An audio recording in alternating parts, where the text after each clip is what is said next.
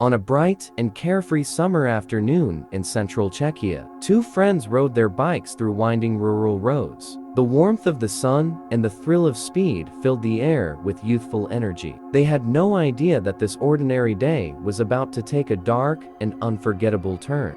Their journey led them to a narrow forest path, the entrance shaded by dense trees that seemed to guard the way forward. As they ventured deeper, the sunlight faded, replaced by a cool, eerie stillness. The thick canopy above transformed the forest into a world of shadows. Something about the place felt wrong, as if they weren't welcome.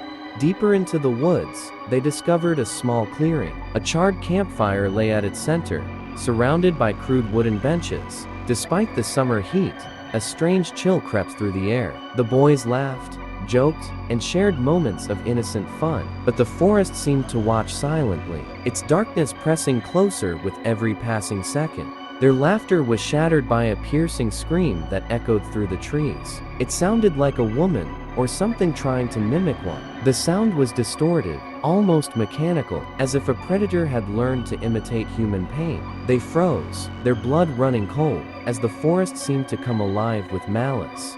As they hastily packed their belongings, one of the boys glanced back.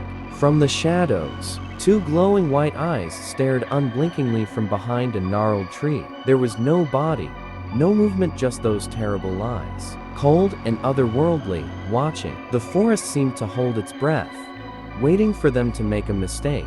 The boys bolted, their bikes tearing through the forest path. The shadows seemed to stretch and shift, as if the trees themselves tried to trap them. The sound of cracking branches and faint whispers followed, urging them to go faster. Terror gripped their hearts as they raced back toward the safety of the road.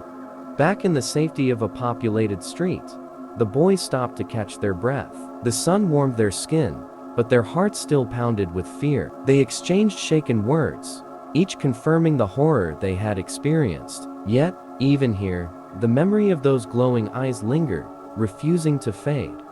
Months later, curiosity drew one of the boys back to the forest. The once vivid greens were now dull and lifeless under a gray sky. An old man with a deep scar under his eye sat nearby, offering no answers, only a dismissive shrug. The boy felt the forest's gaze again, a haunting presence that whispered of danger.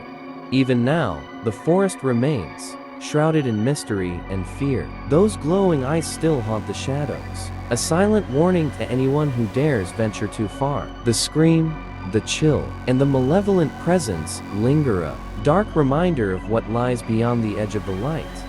Some paths are better left unexplored. As the camera pulls back from the forest's entrance, the quiet seems almost too still, the shadows too deep. The faint echo of the distorted scream lingers, a chilling reminder of the terror waiting in the darkness.